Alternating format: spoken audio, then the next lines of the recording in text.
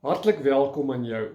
Dit is vir my 'n wonderlike voorreg om op hierdie wyse by jou betrokke te wees. En volgende week as die Here wil, vier ons die 8ste en 9de Augustus saam ons dankfees bazaar geleentheid.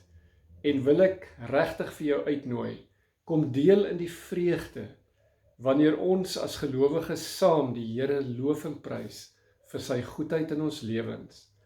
En daarom wil ek baie graag vandag met jou gesels oor 'n bitterbelangrike Bybelse beginsel, naamlik die beginsel van verantwoordelike rentmeesterskap. Kom ons bid saam. Hemelse Vader, daar aan die kruis van Golgotha ontdek ons 'n vrygewige Vader. Ja, Romeine 8 vers 31 sê vir ons: U het U self deur U Seun Jesus Christus aan ons gegee. En saam met Jesus het U vir ons al die seëninge gegee wat ons nodig het om sinvol te lewe. Ons erken vandag dat U die eienaar bly van alles wat ons besit. Alles wat ons het is aan ons geleen. En U het ons as rentmeesters aangestel wat dit namens U moet bestuur. Geef ons die genade om verantwoordelike rentmeesters te wees, want U seën vir ons, sodat ons weer tot 'n seën kan wees. In Jesus se naam, amen. Ek wil baie graag 'n pragtige gelykenis vandag met jou deel.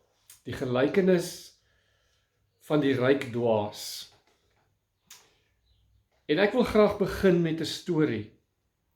Ek gaan 2 stories met jou deel. Die eerste storie gaan oor Alexander die Grote, wat vir hom 'n geweldige groot ryk bymekaar gemaak het, wat gestrek het van Griekeland tot in Egipte, en van Egipte af tot in Indië, in die ooste. Dit was die grootste ryk in die antieke tyd. En op 'n dag, toe roep hy sy generaals bymekaar. En hy sê vir hulle, ek het net 3 wense. As ek te sterwe kom. Die eerste wens is, dat net dokters my kus na die graf mag dra. Die tweede wens is, dat julle my sal toesien, dat al my besittings, my silwer en my goud en my juwele, op die pad gestrooi word, wat die kus na my graf toe gedra word. En die derde wens is, dat my hande sigbaar sal wees, terwyl ek in die kus lê. En toe vra die generaals vir hom, waarom is dit U 3 wense? Toe sê hy, in die eerste plek kan geen dokter die menslike liggaam red nie. Daarom is die lewe nie vanselfsprekend nie. My tweede wens, rondom my besittings wat op die pad na my graf toe gestrooi moet word, ek het baie energie spandeer om rykdom te vergader. Maar ek besef, ek kan niks daarvan saamneem die ewigheid in nie. En met my hande, wat sigbaar moet wees in my kus, wil ek sê, ek het met leë hande in die wêreld ingekom, en ek gaan met leë hande uit die wêreld uit.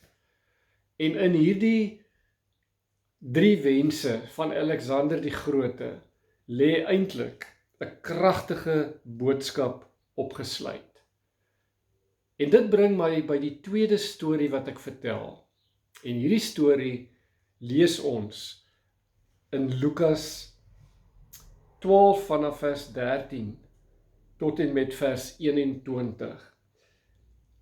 En ek gaan begin deur die inleiding daarvan te lees. Iemand uit die menigte sê toe vir Jesus, meneer, sê vir my broer, hy moet die erfenis met my deel. Vers 14, maar Jesus antwoord hom, man, wie het my as regter of deler vir julle aangestel? Toe sê Jesus vir hulle, pas op en wees op julle hoede vir elke vorm van gierigheid, want 'n mens se lewe is nie afhanklik van die oorvloed van sy besittings nie. Aanvanklik lyk dit asof Jesus die vraag van die man wat vra dat sy broer sy erfenis met hom moet deel, ontduik. Maar Jesus kom juis terug na die kern van die probleem. En die kern van die probleem is dat geld maak jou nie gelukkig nie. Daar's 'n groot verskil om fisiese rykdom, materiële rykdom te besit en om ryk te wees in Christus. En dan vertel Jesus hierdie aangrypende gelykenis. Ek lees dit vir julle. 'n Ryk man se grond het goed gedra. En toe het hy by homself begin dink, wat moet ek doen? Ek het nie plek waar ek my oes kan opgaar nie. Toe besluit hy, dit sal ek doen. Ek sal my skure afbreek en groter bou. Daarin sal ek al my graan en my ander goed opgaar. Dan sal ek vir myself sê, mens, jy het baie goed wat weggesit is vir baie jare. Hou op met werk, eet, drink en leef lekker. Maar God het vir hom gesê, jou dwaas, vannags nog sal jou lewe van jou opgeëis word en wie kry dan alles wat jy bymekaar gemaak het? So gaan dit met hom wat vir homself skatte vergader en nie ryk is by God nie. Waaroor gaan Lukas 12? Lukas 12 is 'n waarskuwing wat die Here God aan elkeen van ons rig. 'n Waarskuwing teen gierigheid. Maar dis terselfdertyd 'n uitnodiging tot 'n nuwe manier van lewe. Want alles wat ek en jy besit, is deur die Here God aan ons geleen. En alles wat ek en jy by enige iemand geleen het, moet een of ander tyd teruggegee word, of daar moet verantwoording gedoen word daarteenoor. En dit wat ons Hemelse Vader vir my en vir jou hier op aarde geleen het, in terme van besittings, in terme van ons kinders, ons huweliksmaats, in terme van die geloofsgemeenskap, die kerk, en alle ander dinge, moet ek en jy voor hom gaan verantwoording doen, wanneer hy terugkom. En dan vertel Jesus hierdie storie van die ryk boer. Hy het 'n baie vrugbare plaas gehad. Sy grond het groot oeste vir hom opgelewer. Die Bybel sê eintlik in vandag se terme, hy was 'n uitstekende boer. Hy het die beste boerdery praktyke van die dag het hy uitgevoer. Hy het planne gemaak, sê die Bybel. Toe hy sien hoe groot sy oeste is en dat hy nie plek het om dit op te stoor nie, het hy groter skure gebou en hy het opgegaar. En dan praat Jesus baie ernstig met hierdie man oor sy prioriteite. En dan sê Jesus vir hom in vers 21, jou dwaas, vannag nog sal jou lewe van jou opgeëis word, en wie kry dan alles wat jy opgegaar en bymekaar gemaak het? So gaan dit met hom wat net vir homself skatte vergader en nie ryk is by God nie. Wat wil die Here Jesus vir hierdie man sê? Hy het nie 'n probleem met rykdom nie. Nee, die Here wil vir hom sê, alles wat jy het, is 'n gawe van God aan jou geleen, tydelik geleen. En wanneer ek en jy hierdie belangrike beginsel snap in ons lewe, dan begin ons met ander oë na die lewe kyk, na ons besittings kyk, na ons huweliksmaats, ons kinders en alles wat ons het. Dan kry ons 'n nuwe uitkyk op al hierdie dinge. Hierdie boer se groot probleem was, sy besittings het sy struikelblok geraak. Sy besittings het tussen hom en die Vader kom staan. Kyk hoeveel keer sê hy in hierdie gedeelte, dit gaan net oor homself, ek, my en myself. Ons lees in vers 17, hy het toe by homself gedink, wat moet ek doen? Ek het nie plek waar ek my oes kan opgaar nie. Toe besluit hy, dit sal ek doen. Ek sal my skure afbreek en groter bou. Daarin sal ek al my graan en my ander goed opgaar.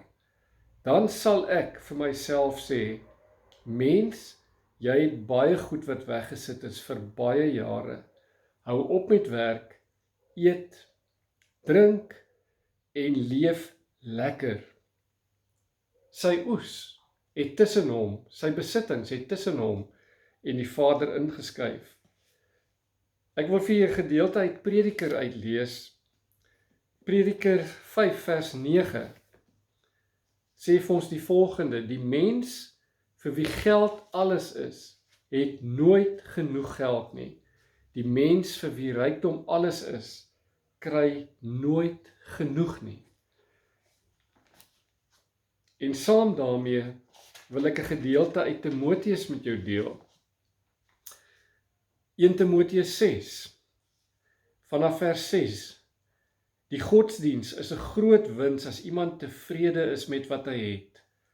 Want ons het niks in die wêreld ingebring nie. Ons kan ook niks daaruit wegneem nie. As ons dan kos en klere het, moet ons daarmee tevrede wees. Maar die wat ryk wil word, val in versoeking.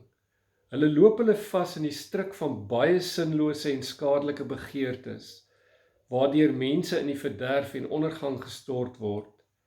Geldgierigheid is 'n wortel van allerlei kwaad. Party het geld nagejaag en toe van die geloof afgedwaal. Daardeur het hulle self baie ellende op die hals gehaal. Dan sê 1 Timoteus 6 vanaf vers 17 ook, die wat in hierdie wêreld ryk is, moet jy waarsku om nie hooghartig te wees nie. Hulle moet nie hulle hoop op die onsekerheid van rykdom vestig nie, maar op God, wat alles ryklik aan ons gee om te geniet. Spoor hulle aan om goed te doen, om ryk te wees in goeie dade, vrygewig en mededeelsaam. So vergader hulle vir hulle 'n skat, as 'n goeie belegging vir die toekoms, sodat hulle die ware lewe kan hê. Richard Foster het by geleentheid gesê, hy het 'n boek geskryf oor geld, status en seks. En het hy gesê, hierdie drie goed hou baie groot gevare in vir die mens, omdat dit so maklik vir ons vervreemd van ons hemelse Vader. Iemand het by geleentheid vir 'n grondbaron gevra, wanneer het jy genoeg grond? Toe antwoord hierdie grondbaron, wanneer al die grond wat aan my plaas grens, ook my grond kan word. Koos Du Plessis se lied herinner ons daaraan, dat alles wat ons het, is net genade en aan ons geleen. Ek wil graag saamvat. Die vraag is nie, wat maak ek met my goed nie, maar wat maak ek met sy goed? Ek en jy moet altyd onthou dat Vader die eienaar is van alles wat ek en jy besit, en dat hy vir my en vir jou in ons die vertroue het om vir ons as rentmeesters aan te stel, om dit wat aan hom behoort, namens hom, sinvol te bestuur. Aan die kruis van Golgotha ontmoet ons 'n vrygewige Vader, wat in sy seun Jesus Christus sy lewe opgeoffer het, om vir my en vir jou die ewige lewe te gee. Ek en jy moet sy vergifnis en sy genade moet ons met oop arms ontvang. Die vraag daarop, die vraag is, wat is my en jou reaksie op alles wat hy so vrygewig in ons hande geplaas het? En die uitdaging waarmee ek jou vandag wil wegstuur, kom ons gaan leef met oop harte en oop hande, want aan die einde kan ons soos Alexander die Grote niks saamvat nie. Die Here seën vir my en vir jou om tot 'n seën te wees vir sy koninkryk. Kom ons gaan dink diep na oor hierdie rentmeesterskap beginsels in Lukas 12 en ons gaan bid regtig en raak stil voor die Here en vra vir hom, Vader, hoe kan ek ook volgende week, wanneer ons saam fees vier, 'n bydrae lewer om u koninkryk te bevorder. Amen.